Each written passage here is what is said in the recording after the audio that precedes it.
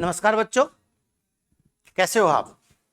मैं Sanjay Chauhan discovery study circle के YouTube परिवार में आपका स्वागत करता हूं और नई संविधान की क्लास के साथ आपके साथ जो मैं आपको ये पढ़ा रहा हूं, संविधान हुआ, इतिहास में भी फिजिक्स हुआ, हिंदी हुआ, आने वाला कोई भी एग्जाम हो, यूपी लेखपाल का हो, यूपी पुलिस कांस्टेबल हो, जो 26,832 जो वैकेंसी आने वाली है उनके बारे में हो, यूपी पैट का एग्जाम हो, एनटीपीसी का एग्जाम हो, लोअर का एग्जाम हो, आरओ का एग्जाम हो, कोई भी एग्जाम हो आपका, एमटीएस का हो, एलडीसी का हो, सभी एग्जामों को ध्यान में रखते हुए एक ऐसा लेवल लेके चल रहा हूं जो हार्ड से हार्ड क्वेश्चन भी सही हो जाए और जो हल्के से हल्का हो वो भी आपसे ना छूटे। कि हल्का क्वेश्चन अगर गलत हो गया तो भी समस्या, और हार्ड अगर सही नहीं हुआ तो भी समस्या। हार्ड क्वेश्चन का सही होना का मायने यह होता है कि अगर आप सबसे आगे निकलना चाहते हैं दौड़ में, तो आपको जो कंसेप्चुअल क्वेश्चन है, जो हार्ड क्वेश्चन है, वो आपको सही करना पड़ेगा। ठीक है बच्चों, ये आपको चीजें ध्यान रखनी है। तो इस तरह को मैं एक लेवल लेके चल रहा हूं जो आपको बहुत हेल्प करेगा बाकी एग्जाम में भी और जो एग्जाम अभी हो रहे हैं उनमें भी। तो कल की जो हमारी क्लास समाप्त हुई थी वो 1833 के एक्ट पर समाप्त हुई थी। कहां बच्चों? 1833 के एक्ट पर समाप्त हुई थी वो क्लास कल। विलियम बेंटिक भारत के पहले गवर्नर जनरल बने थे। बंगाल के पहले गवर्नर रॉबर्ट क्लाइव थे, पहले गवर्नर जनरल वॉरेन हेस्टिंग थे और भारत के पहले गवर्नर जनरल विलियम बेंटिक थे, जो 1853 में जो भारत में उपयोगितावादी के नाम से एक अधिनियम जाना जाता है। सबसे महत्वपूर्ण विशेषता कि इस अधिनियम के द्वारा भारत में ईस्ट इंडिया कंपनी का एकाधिकार, व्यापारिक एकाधिकार पूर्णतः समाप्त कर दिया था और अब कंपनी केवल और केवल भारत में प्रशासनिक और राजनीतिक कार्य ही कर सकती थी। 1833 के एक्ट से ध्यान बच्चों, जो थे ना कंपनी, कल मैंने बताया था आपको, ईस्ट इंडिया कंपनी का नाम था ना पहले the United company of merchant, the United company of merchant of London trading into the east Indies. दोबारा सुन लीजिए, the United company of merchant of London trading into the east Indies, ये पूरा नाम था कंपनी का। 1833 के चार्टर से ये नाम भी बदल दिया गया था और ईस्ट इंडिया कंपनी नाम कर दिया गया था। अब 1800, क्योंकि इससे कंपनी को भारत के साथ 20 वर्ष तक व्यापार करने का अधिकार मिल गया था। तो 20 वर्ष के बाद 1853 आता है। तो 1853 का जो एक्ट था बच्चों, इस एक्ट से कुछ बातें करी गई। एक तो यह किया गया क्योंकि अब कंपनी को लगभग 100 साल भारत में राज करते हुए हो रहे थे, ठीक ना। तो एक तो किया गया 1857 से जो पहला काम किया गया कि जो इसमें 24 डायरेक्टर थे, बोर्ड ऑफ डायरेक्टर में था ना, इंग्लैंड के अंदर बोर्ड ऑफ डायरेक्टर, उनकी संख्या घटाकर कल मैंने बताया था 18 कर दी गई। कितनी? 18। दूसरा काम यह किया गया था, ध्यान रखिए बच्चों, जो प्रतियोगी परीक्षाएं हैं, प्रतियोगी परीक्षा, इनकी शुरुआत हुई थी बच्चों।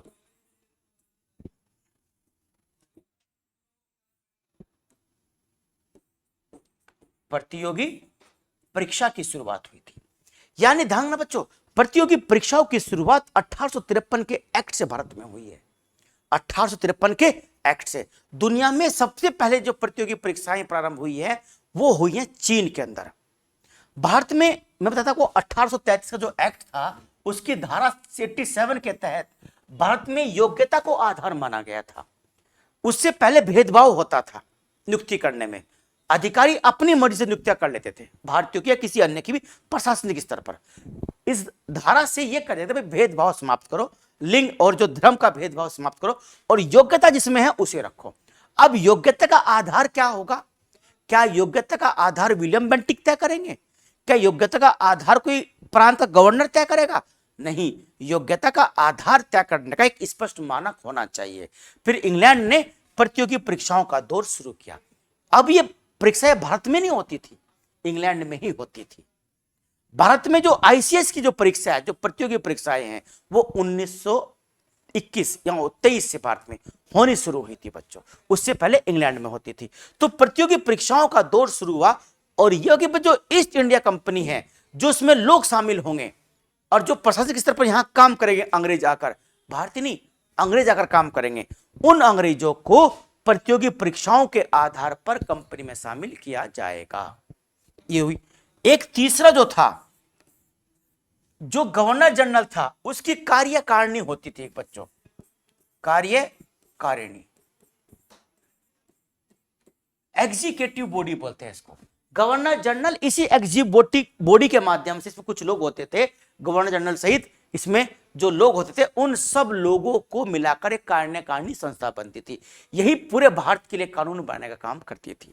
तो इस कार्यकारिणी में एक चौथा सदस्य, फोर्थ मेंबर, चौथा सदस्य, विधि सदस्य, कौन सा? विधि सदस्य शामिल कर लिया गया।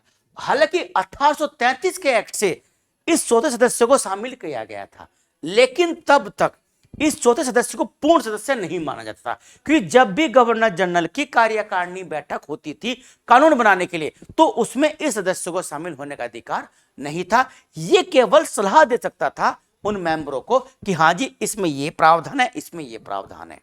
लेकिन 1853 के एक्ट से इस चौथे सदस्य को गवर्नर जनरल की कार्यकारी परिषद में पूर्ण सदस्य मान लिया गया।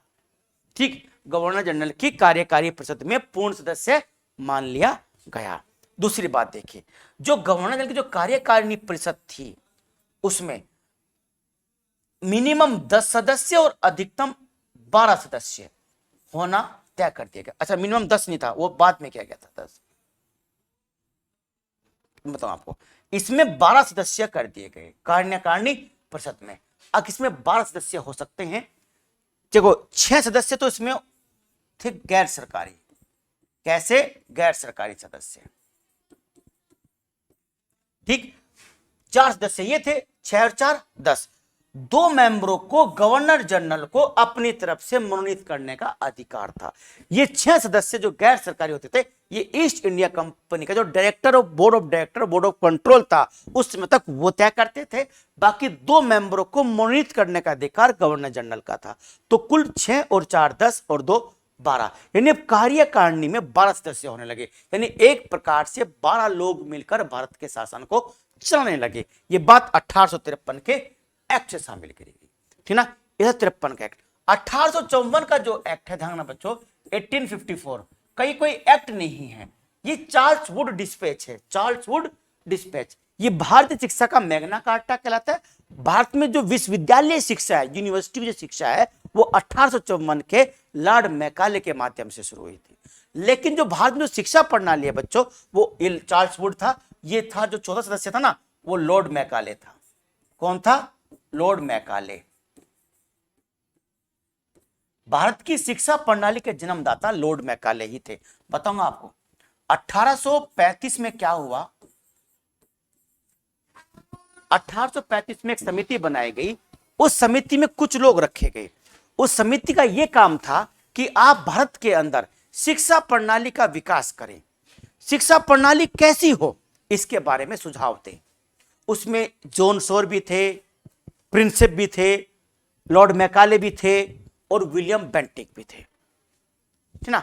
कई लोग थे इसमें शामिल। तो इन लोगों ने अलग अलग अवधारणाएं दी, अपनी अपनी अलग अलग बातें बताई। किसी ने कहा कि भारत में जो कार्यक्रम स्टार्ट हो वो पाश्चात्य शिक्षा से हो, यानी पश्चिमी शिक्षा के तर्ज पर भारत में शिक्षा दी जाए। लॉर्ड मैकाले भारतीय शिक्षा प्रणाली के घोर विरोधी थे। उन्होंने कहा था हमें भारत में काले अंग्रेज पैदा करने हैं। देखिए, अपने आप तो व्हाइट मैन बर्डन थ्योरी, और भारत में काले अंग्रेज पैदा कर रहे। काले अंग्रेज इसलिए कि हो तो भारतीय, दिमाग से अंग्रेजों का हो और शरीर से भारतीय हो, यानी वो हमारे लिए काम करेंगे।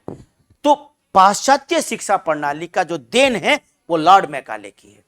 ठीक, जो प्राच्य शिक्षा थे, जो जेम्स प्रिंसेप थे और कई लोग और थे, वो प्राच्य शिक्षा यानी पूर्वी शिक्षा, प्राच्य शिक्षा के पक्षकार थे। प्राच्य मानी हमारी शिक्षा प्रणाली के। ये लोग चाहते थे कि प्रारंभ निचले स्तर से शिक्षा प्रारंभ करी जाए और जो भारतीय जो मातृभाषाएं हैं उनमें शिक्षा बच्चों को दी जाए। लेकिन लॉर्ड मैकाले नहीं चाहते थे अब ऐसा हो। लॉर्ड मैकाले ने तो यहां तक कहा है, देखिए बच्चों, कितना अंडर एस्टिमेट किया हम लोगों को। अंडर एस्टिमेट उनकी दृष्टि से सही था कि जब तक हमारा मनोबल नहीं टूटेगा हम गुलाम नहीं बन सकते। तो लॉर्ड मैकाले ने कहा असंपूर्ण प्राच्य का ज्ञान संपूर्ण प्राच्य मतलब भारत का संपूर्ण ज्ञान जो यहाँ की पुस्तकों में है, यहाँ के साहित्य में, यहाँ के दर्शन में, इतना सारा ज्ञान तो पश्चिम की एक अलमारी में रखा हुआ है। सोच लिए, जिस देश ने दुनिया को जीरो दिया हो, जिस देश ने दुनिया को दशमलव दिया हो, जिस देश ने यह बताया हो पृथ्वी सूर्य का चक्कर लगाती है, सूर्य केंद्र सिद्धांत दिया हो, जिस देश ने सबसे पहले दुनिया को चलना सिखाया हो, सभ्यताएं सिखाई हो, ठीक ना, वो देश के बारे में क्या करा लॉर्ड मैकाले? अब जितना सारा भारत का ज्ञान है वो ज्ञान तो एक अलमारी में रखा हुआ है हमारे यहां। ये अंडर एस्टिमेट था। भारत की खोज वास्को डी गामा ने करी। क्या वास्को डी गामा से पहले भारत नहीं था? था भारत। जो वास्को डी गामा के हजारों लाखों पूर्वज होंगे उनसे पहले भारत था, पर भारत की खोज ये दिखाना था कि देखिए हम यूरोपीय हैं, हमने भारत के लिए ये खोज करी है। हमारी जातक कथाओं में, हमारी पुराणों में बहुत सारी चीजों के पहले बताया जा चुका था कि पृथ्वी के बारे में पूरा ज्ञान था।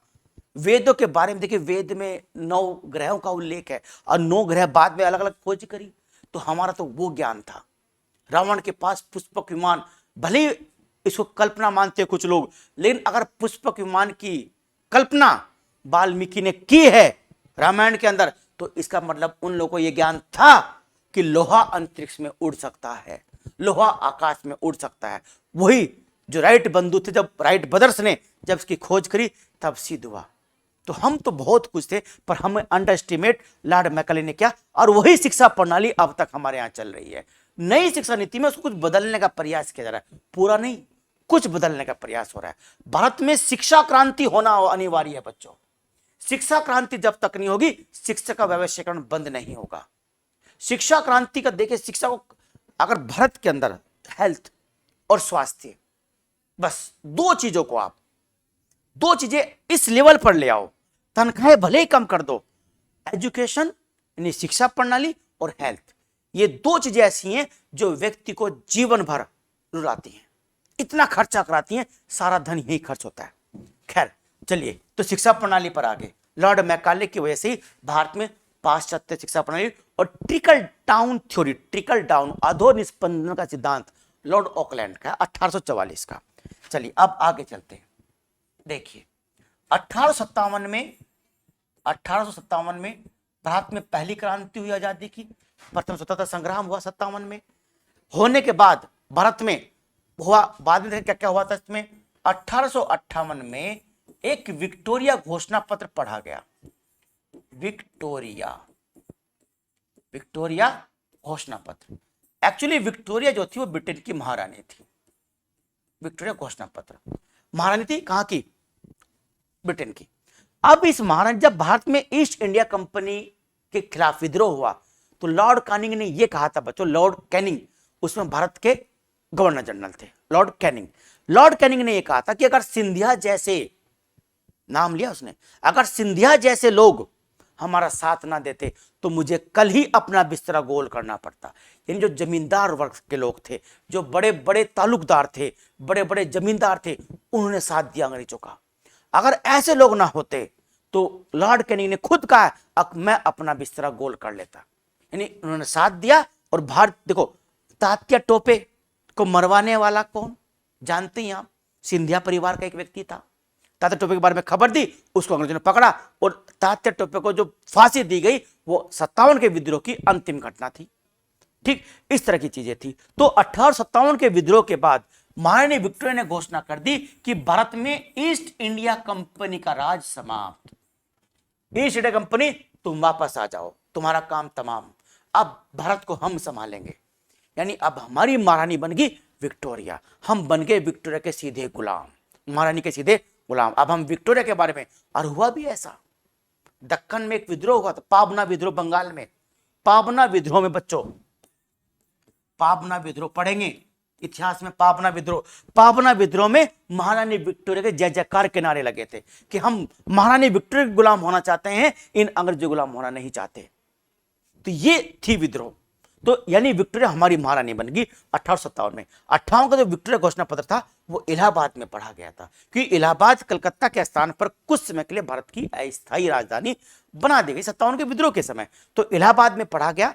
इसमें कई बातें थी, जैसे एक तो ईस्ट इंडिया कंपनी का राज भारत में समाप्त कर दिया गया और हम सीधे इंग्लैंड के गुलाम बन गए।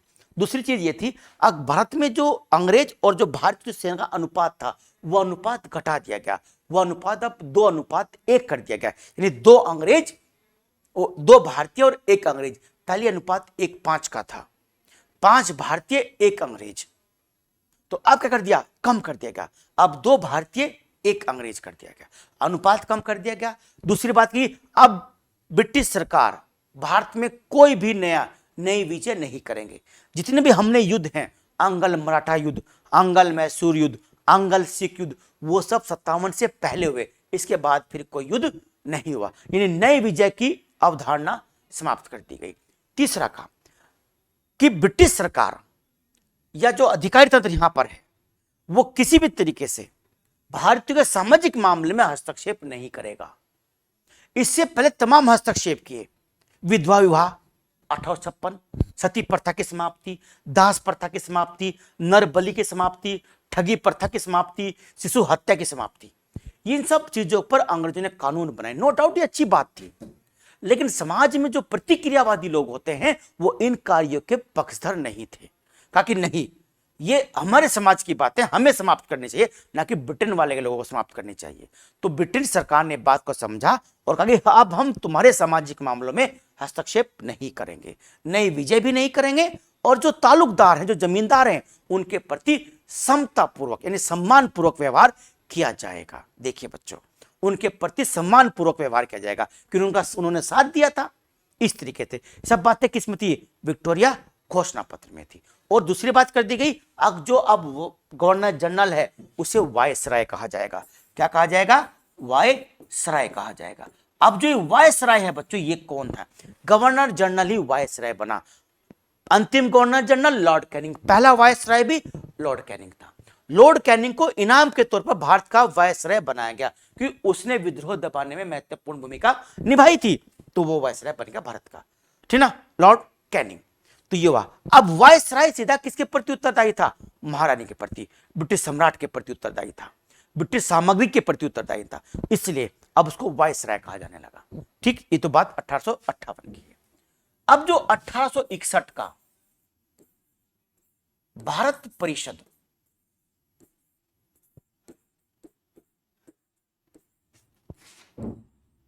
भारत परिषद अधिनियम या भारत शासन अधिनियम भी बोलते हैं,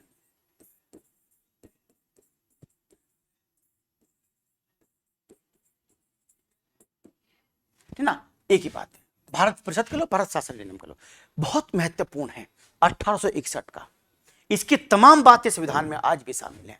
से अध्यादेश जारी करने का अधिकार, वायसराय को अध्यादेश जारी करने का अधिकार इसी एक्ट से मिला था। किससे, 1861 के एक्ट से। 1861 के एक्ट में बहुत महत्वपूर्ण एक्ट है। सबसे पहले आप अध्यादेश ही देख लीजिए क्योंकि कई बार पूछ चुका है। अध्यादेश, अध्यादेश मतलब अधि का आदेश, अध्यक्ष का आदेश। राष्ट्रपति को अनुच्छेद 123 में 123 में और राज्यपाल को अनुच्छेद 213 में अध्यादेश जारी करने का अधिकार है। यह अधिकार वायसराय को 1861 के अधिनियम से दिया गया था। हुआ क्या था कि भारत में ब्रिटिश एक की जो राजधानी थी, प्रकार से जैसे मद्रास प्रेसिडेंसी, बंबई प्रेसिडेंसी और आपके कलकत्ता प्रेसिडेंसी, उस क्योंकि जब तक सिख, आपका सिख भी, पूरा पंजाब भी, सिंध भी, अफगानिस्तान भी, तो कुछ राज्य बना दिए गए थे, यानी कुछ प्रेसिडेंसी बना दी गई थी। जैसे आपका उत्तर पश्चिम था हमारा इलाका, ये आगरा भी था इसमें, अवध भी था इसमें, तो ये सब मिला के जो पूरा क्षेत्र था, यहां अलग अलग गवर्नर होते थे। इन गवर्नरों को 1861 के अधिनियम से अपने क्षेत्र में कानून बनाने का पूरा अधिकार दे दिया गया। यानी आप अपने अपने क्षेत्र में काम करिए, कोई दिक्कत नहीं है सामान्य अवस्थाओं में, पर जब आपातकाल की स्थिति आएगी तो आपातकाल में जो कानून बनाने का अधिकार होगा वो केवल बच्चों वायसराय को होगा। किसको होगा, वायसराय को अधिकार दिया गया, केवल इसे होगा। दूसरी बात, कुछ अगर सामरिक मामले हैं, किसी दूसरे राज्य से कोई समझौता करना है, कोई सीमा शुल्क का मामला है, तो वायसराय की अनुमति के बिना आप कानून नहीं बना सकते। सामान्य प्रशासनिक आवश्यकताओं के लिए आप कानून बना सकते हो। उसके बाद क्या किया गया कि यदि वायसराय को लगता है ऐसा कि उस राज्य के लिए कानून अनिवार्य है तो उस राज्य के गवर्नर की अनुमति के बिना भी उस राज्य के लिए अध्यादेश जारी कर सकता है। इस अध्यादेश का प्रभाव बच्चों 6 माह तक ही होता था, ऐसा आज भी है। आज भी तो ये कि 6 माह तक होता है, उस समय तक कि 6 माह तक ही प्रभाव होगा, उसके बाद प्रभाव इसका नहीं होगा।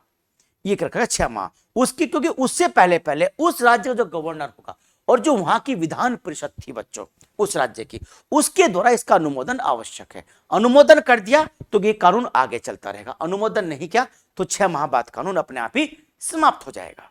ये बात थी इस अध्यादेश की। दूसरी बात, भारत में पहली बार गवर्नर जनरल की कार्यकारी परिषद में विभागीय प्रणाली की शुरुआत हुई। किसकी? विभागीय प्रणाली।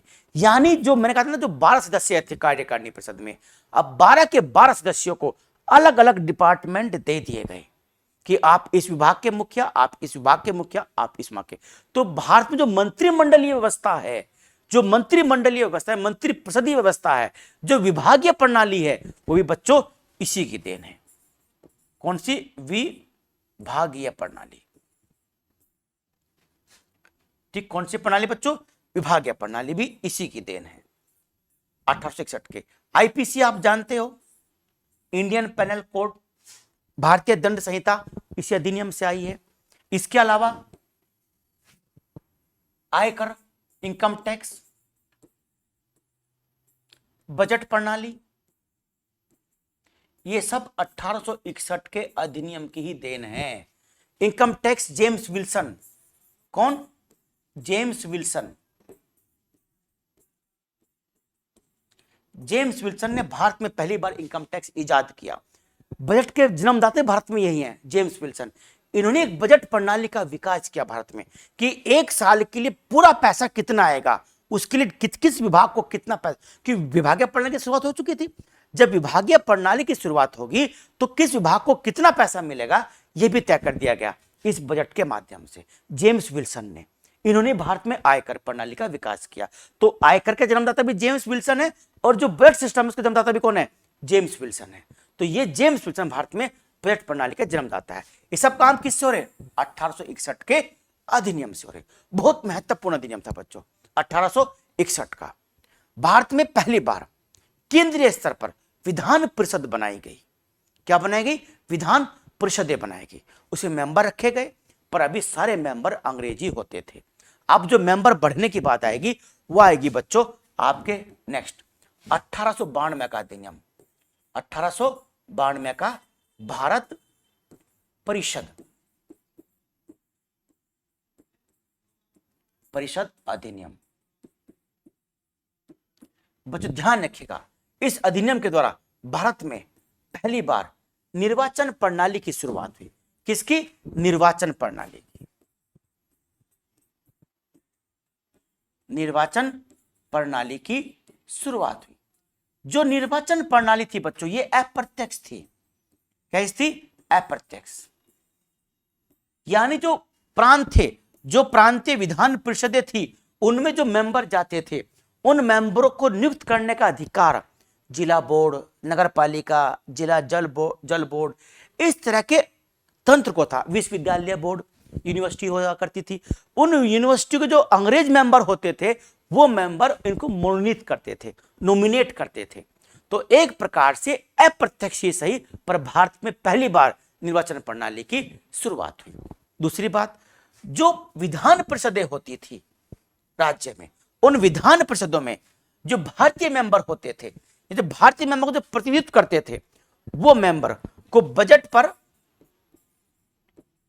बोलने का अधिकार तो दिया, बोलने का अधिकार दिया, पर ना तो दिया मत विभाजन का अधिकार, मत विभाजन का अधिकार, और ना ही दिया प्रस्ताव देने का अधिकार।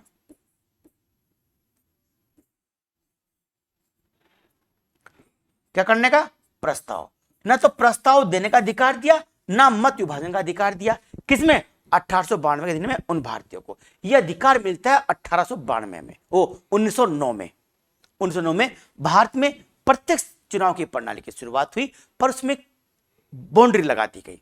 बताऊंगा क्या बाउंड्री थी। तो 1892 सिर्फ यही बात याद रखिए, निर्वाचन प्रणाली की शुरुआत हुई, अप्रत्यक्ष थी। जिला बोर्ड, विश्वविद्यालय बोर्ड, यही लोग अपने प्रतिनिधि को भेजते थे। ठीक ना बच्चों, इस तरह का अप्रत्यक्ष चुनाव की बनाई बजट पर भारतीयों को बोलने का अधिकार दिया, पर मत विभाजन यानी मतदान देने का अधिकार नहीं था, और न ही प्रस्ताव था, और न ही पूरक प्रश्न पूछ सकते थे। पूरक प्रश्न भी नहीं पूछ सकते थे, यह अधिकार भी नहीं दिया गया, बस सीमित रूप में दिया गया 1892 में। 1892 का जो अधिनियम आया वो भारत में पहली बार एक प्रकार से विधान परिषदों को उनकी संख्याओं को बढ़ाने का अधिकार दिया गया। विधान परिषदें बढ़ाई गई पहली बार। ठीक, अब इसके बाद देखते हैं 1909, यह ज्यादा इंपॉर्टेंट है बच्चों, ध्यान रखिएगा, बहुत प्रावधान है इसमें। इसे बोलते हैं मार्ले मिंटो। मार्ले मिंटो सुधार। मार्ले मिंटो सुधार में बहुत सारे परिवर्तन हुए, ध्यान रखिएगा। पहला तो यही चेंज हुआ कि जो विधान परिषदें हैं, जो केंद्रीय विधान परिषद है, उसमें सदस्यों की संख्या 69 कर दी गई। 69 केंद्रीय विधान परिषद में। अब तो विधान परिषद राज्य में होती है, पहले केंद्र में होती थी, तो कितनी कर दी गई? 69 कर दी गई। दूसरी बात, जो भारतीय थे वो बजट पर बोल सकते थे, पूरक प्रश्न पूछ सकते थे, प्रस्ताव भी ला सकते थे, और मत विभाजन भी करा सकते थे, यानी वोट भी दे सकते थे, प्रस्ताव भी ला सकते थे, और पूरक प्रश्न भी पूछ सकते थे। दूसरी बात, जो महत्वपूर्ण बात है, पहली बात प्रत्यक्ष चुनाव की शुरुआत हुई, लेकिन चुनाव का अधिकार यानी मत देने का अधिकार उन्हीं लोगों का था जिनकी वार्षिक आय 15,000 रुपए हो। वार्षिक आय 15,000 रुपए हो, या जो व्यक्ति 10,000 रुपए लगान जमा करता हो, वही व्यक्ति मत दे सकता था। याद रहेगी बात, वही व्यक्ति मत दे सकता था जिसकी कितनी आय हो, वार्षिक आय 15,000, और कितना लगान देता हो? 10,000 रुपए लगान देता हो। बंगाल में उन्हें अधिकार था जिनको नवाब की, राजा की, नाइटहुड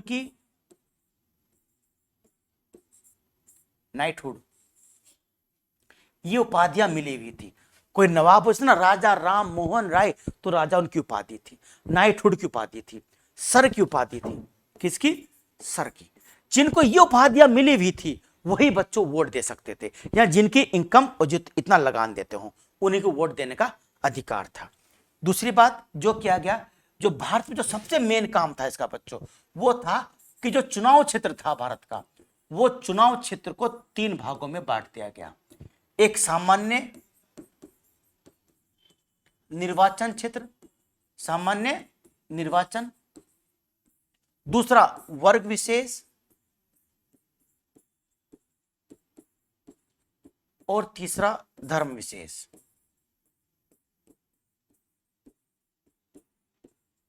यानी 3 निर्वाचन क्षेत्र बना दिए गए, सामान्य, वर्ग और धर्म। जो ये धर्म विशेष वाला था ये बहुत खतरनाक था। पहली बार सांप्रदायिक निर्वाचन प्रणाली बोलते हैं इसको, सांप्रदायिक निर्वाचन प्रणाली की जो शुरुआत हुई वो इसी अधिनियम से, 1909 के अधिनियम से। 1909 का अधिनियम यह कहा जाता है कि मार्ले भारत के सचिव थे और मिंटो भारत में वायसराय थे। ये भारत में नरमपंथियों को खुश करने के लिए लाया गया था। 1907 में कांग्रेस का विभाजन हो गया, गर्मपंथी और नरमपंथी अलग अलग हो गए थे। गर्मपंथी इसके बाद लगभग खत्म से हो गए। नरमपंथियों को खुश करने के लिए, उनका अपना समर्थन प्राप्त करने के लिए ब्रिटिश सरकार ने मार्ले मिंटो सुधार भेजा, और इसके लिए जो काम किया वो ये तो काम थे, लेकिन जो बाकी काम थे, सदस्यों की संख्या बढ़ा दी, प्रत्यक्ष चुनाव की शुरुआत कर दी, बजट में बोलने का अधिकार दे दिया, मतदान करने का अधिकार दे दिया। जो वायसराय की कार्यकारिणी परिषद थी उसमें भारतीय को शामिल करने का अधिकार, और जो भारत परिषद थी इंग्लैंड के अंदर, जो 1858 में बनाई गई थी इंग्लैंड के अंदर भारत परिषद, बताऊंगा बीच में ही, उसके अंदर भी भारतीयों की नियुक्ति कर दी गई। 2 भारतीय थे उसमें, एक सैयद बिलग्रामी थे, सैयद बिलग्रामी, और एक और थे सैयद हैदर राजा और बिलग्रामी। ये 2 लोग उसमें शामिल करे गए थे, ठीक ना। तो वो शामिल हो गए थे भारत परिषद अधीन, उसमें भारत परिषद जो इंग्लैंड के अंदर थी। तो धर्म विशेष का मतलब था सांप्रदायिक निर्वाचन प्रणाली, सांप्रदायिक निर्वाचन प्रणाली। बच्चों इसकी शुरुआत हुई, सांप्रदायिक निर्वाचन प्रणाली की शुरुआत हुई। इसका मतलब यह था अब जो मुस्लिम हैं, जो अल्पसंख्यक हैं, उनको मुस्लिम जो क्षेत्रों से मुस्लिम कैंडिडेट ही खड़ा होगा, मुसलमान इसको वोट देगा। उस क्षेत्र में कोई हिंदू है, किसी भी या अन्य धर्म का है, ना तो वो चुनाव लड़ सकता, ना वहां से ना वो वहां वोट दे सकता। तो एक प्रकार से धर्मों के आधार पर भारत को बांटने की बात थी। यही बात बाद में इन्होंने अंग्रेजों ने सिखों को अलग किया और उसी बात में मैकडोनाल्ड घोषणा से, को सांप्रदायिक पंचायत बोलते हैं 1932 का 16 अगस्त का, उसके द्वारा दलितों को भी अलग कर दिया गया था। तो महात्मा गांधी का भला हो कि वो अनशन पर बैठ गए और अंबेडकर और महात्मा गांधी के बीच पुनः समझौता हुआ, तब जाके बात मानी गई और दलितों को लिए पृथक निर्वाचन क्षेत्र नहीं रखा गया। ठीक, तो सांप्रदायिक निर्वाचन का मतलब था कि उन क्षेत्रों से मुसलमान खड़े होंगे, मुसलमान इसको वोट देंगे, अन्य धर्म का कोई व्यक्ति है ना तो खड़ा होगा, ना वो उस कैंडिडेट को वोट दे सकता। तो हिंदू मुस्लिम के बीच खाई पैदा करना था, है ना, इसे बोलते सांप्रदायिक निर्वाचन प्रणाली। ठीक, अच्छा, दूसरी बात जो इसके द्वारा काम हुआ, एक भारत परिषद हुआ करती थी। भारत परिषद, जो भारत परिषद थी ये इंग्लैंड के अंदर थी। इसमें 15 सदस्य होते थे, कुछ को राजा मनोनीत करता था, राजा, और कुछ को सरकार चुनती थी। अब इसका जो अध्यक्ष होता था इस परिषद का, उस अध्यक्ष को भारत सचिव कहते थे, भारत सचिव कहते थे। भारत सचिव के ऑफिस को इंडिया हाउस कहते थे, इंडिया हाउस, याद रहेगी बात। भारत परिषद थी इंग्लैंड के अंदर, 15 सदस्य होते थे, एक उसका अध्यक्ष होता, उसे भारत सचिव कहते थे और उसके ऑफिस को इंडिया हाउस कहते थे। यह प्रावधान जो किया गया था 1858 के अधिनियम से किया गया, विक्टोरिया घोषणा पत्र था और समाप्त कर दिया गया था 1935 में, 1935 में समाप्त कर दिया गया था। तो इंडिया हाउस का जो खर्चा था वो भारत से ही जाता था। जो यहां क्लर्क काम करते थे, अन्य लोग काम करते, वो सब खर्च भी कहां से जाता था, वो सारा खर्च बच्चों भारत से जाता। इसे बोलता है ड्रेन ऑफ वेल्थ। तो भारत सचिव था मार्ले और मिंटो भारत का गवर्नर वायसराय था। तो एक तो ये हुआ 1909 के अधिनियम से पहली बार इस कार्य जो ये परिषद थी, इसमें 2 भारतीयों का प्रावधान किया गया कि 2 भारतीय भेजिए और उन भारतीयों भारत यहां भेजे इंग्लैंड में, उनको हम इस परिषद में शामिल करेंगे। भारत के अंदर इसके बाद जैसे कानून 1919 का आया, 1935 का आया, तो उन कानूनों को लाने में उन भारतीयों का भी भाग था, ठीक है ना। वो इसलिए रखा गया कि इंग्लैंड जान चुका था अमेरिकी क्रांति का रूप कि नो टैक्सेशन विदाउट रिप्रेजेंटेशन। तो उन्होंने क्या काम किया, हमारी परिषद में भारतीयों का भी प्रतिनिधित्व है। हमारे इंडिया हाउस में यानी जो भारत परिषद है ये, इसमें कौन बैठते हैं, इसमें 2 भारतीय भी है, यानी हमारा प्रतिनिधित्व भी इंग्लैंड के अंदर कर दिया गया। क्योंकि अमेरिकी क्रांति इसी बात पर हुई थी ना, नो टैक्सेशन विदाउट रिप्रेजेंटेशन, कोई टैक्स नहीं अगर हमारा प्रतिनिधित्व नहीं है, तो हमें वहां पर प्रतिनिधित्व दे दिया गया और 2 भारतीय व्यक्ति वहां पर भेजे गए, ठीक ना बच्चों। तो 2 व्यक्ति वहां शामिल हुए। इसके अलावा जो भारत में जो वायसराय था, 1 मिनट,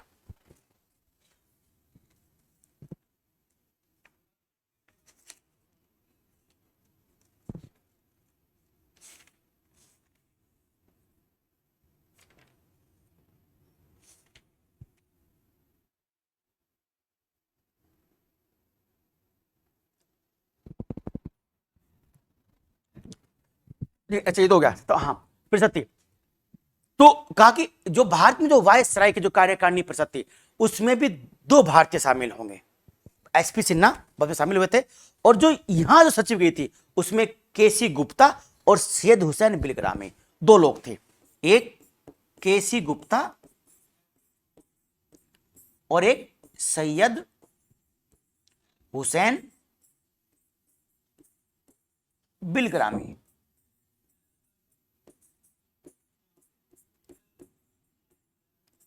ये 2 लोग इस भारत परिषद में जानने वाले पहले व्यक्ति थे, केसी गुप्ता जी और सैयद हुसैन 20 ग्रामीण। एसपी सिन्हा भारत की कार्यकारिणी परिषद में शामिल होने वाले व्यक्ति थे। जो वायसराय कार्यकारिणी उसमें एसपी सिन्हा थे, ठीक है ना। और ये कौन थे, ये वहां गए थे, ये दो लोग, तो इनका नाम जरूर याद रखिए आप। तो भारत परिषद जो अधिनियम था 1909 वाला, मार्लेमेंटो बोलते हैं इसको, इसे मार्लेमेंटो बोलते हैं। इसमें निर्वाचन, पृथक निर्वाचन क्षेत्र भी बोलते हैं इसको, कई सारे इसके नाम दिए गए हैं, ठीक है। ये नरमपंथी को खुश करने के लिए लाया गया था। अब जो अगला बिल आएगा 1919 का, मॉन्टेग्यू चेम्सफोर्ड, यहीं से असली चीजें शुरू होती हैं। 1909 और 1919, 1892, 1861, इन सब बातों को 1935 के अधिनियम में शामिल किया गया। और 1935 के अधिनियम में यही नहीं, सविनय अवज्ञा आंदोलन के बाद जो गोलमेज सम्मेलन हुए वो भी शामिल थे, और जो साइमन रिपोर्ट थी वो भी शामिल थे। इन सब को मिलाकर 1935 का अधिनियम बनाया गया, और उसी अधिनियम का 2/3 भाग हमारा संविधान है। बाकी ये दोनों अधिनियम हम कल को पढ़ेंगे, ठीक है बच्चों। उम्मीद करता हूं समझ में आया होगा। और अब इसके बाद जो हमारी जो चौथी क्लास होगी, वो मैं आपको इसके क्वेश्चन की प्रैक्टिस करवाऊंगा। संविधान के 10 क्वेश्चन लेकर आऊंगा प्रैक्टिस के साथ, उसमें बहुत सी चीजें आपको मैं बताता चलूंगा, ठीक। अब जो हमारी क्लास होगी इसके बाद वो संविधान की प्रैक्टिस की क्लास होगी, लेकिन उसके बाद जो क्लास होगी वो हमारी होगी आपकी 1919 का अधिनियम और 1935 का अधिनियम, एक क्लास में समाप्त करेंगे, ठीक है ना। चैनल को सब्सक्राइब करें, लाइक और कमेंट्स जरूर करें। कैसा आपको लग रहा है, कितना अधिक और आप हम लोग से चाहते हैं। डिस्कवरी स्टडी सर्किल पर मैथ भी चल रहा है, इंग्लिश भी चल रही है, जीएस भी चल रही है, हिंदी चल रही है। कमेंट्स करके ये बताइए कि हम अपने में और क्या सुधार कर सकते हैं, क्या अच्छा कर सकते हैं, जो आप लोग चाहते हैं। तब तक के लिए जय हिंद, जय भारत।